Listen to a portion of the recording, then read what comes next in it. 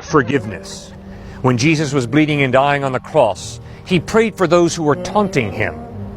He prayed, "Father, forgive them, for they know not what they do." In Matthew chapter 18, Jesus told the parable of the unmerciful servant. Peter came up to him and said, "Lord, how many times should I forgive my brother when he sins against me? Up to 7 times? He was patting himself on the back, pretty proud of himself. Boy, forgiving someone 7 times, that's pretty impressive, isn't it? And Jesus looked at Peter and said, "No, Peter, not 7 times, but 70 times 7. And then Jesus told a parable about a king who wanted to settle his accounts. And one servant was brought in before him who owed him millions of dollars in debt. The king said, "Can you pay?" The man said, "No." The king said, "Throw that man into prison." But the man got down on his knees and begged the king, "Please give me time and I'll pay it all back." And we read that Jesus said the king had pity on him and canceled his debt. That's what forgiveness is, canceling a debt. The servant got up, walked out of the palace, saw a fellow servant walking down the street who owed him 3 months' wages. Not millions of dollars, 3 months' wages. The servant said to his fellow servant, "Pay up now. You owe it to me." The fellow servant said, "Please be patient with me and I'll pay it all back." The servant said, "No, I want it now. You owe me." The man said, "I can't pay you." And the servant had his fellow servant thrown into prison.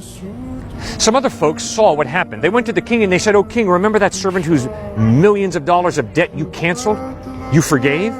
Well, he just threw a man into prison for being unable to pay back a few months' debt."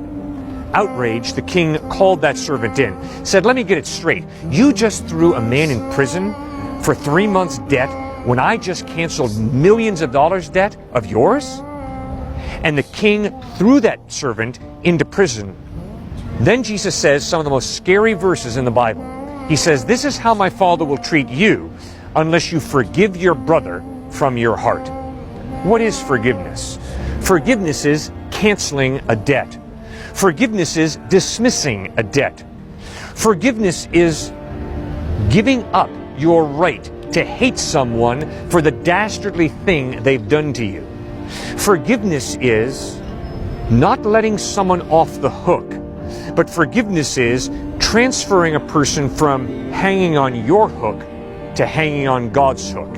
In other words, forgiveness is not saying, "Nothing wrong happened, let's forget everything and act like everything's just fine." That's not forgiveness, that's amnesia. Forgiveness is saying, "That was wrong what you did, but I forgive you. I cancel your debt. I'm not going to hang you on my hook and judge you. Instead, I'm going to trust God to judge you, and it's my business to forgive you, to dismiss the debt, to free you." And then I hope we can reconcile. I hope we can restore our broken relationship so that we can live together in joy, in peace, and in harmony. Victor Hugo had a tremendous grasp of forgiveness, of God's grace. In his outstanding book, Les Miserables, Victor Hugo portrays Jean Valjean as a man who went to prison for 19 years for stealing a loaf of bread. Upon release from prison, Jean Valjean had no place to go. He had no money, he had no food, no lodging. But a very kind bishop and his sister took him in for the night. Late that night, Jean Valjean stole the silverware from the bishop and ran away. Early the next morning, the soldiers who had caught Jean Valjean brought him back to the door of the bishop, knocked on the door. They were sure that Jean Valjean was a thief. They were expecting to throw him into prison for the rest of his life and slam the door shut on him. But when the bishop opened the door, he looked into the face of Jean Valjean and says, "Jean Valjean, you forgot the candlesticks." And then he says to the soldiers, "He didn't steal anything. I gave them this as a gift, this silver, but he forgot the candlesticks." And then he says to Jean Valjean after the soldiers have left, "Never forget this. Never, never forget this. I have bought you back to be an honest man." The grace, the forgiveness that Jean Valjean experienced from that bishop radically melted his granite heart and will. Jean Valjean was tough. Nobody beat him physically. Jean Valjean was tough psychologically. Nobody could break him down. But confronted by the amazing grace of God, of Christ, expressed through that bishop, His granite heart melted. He repented.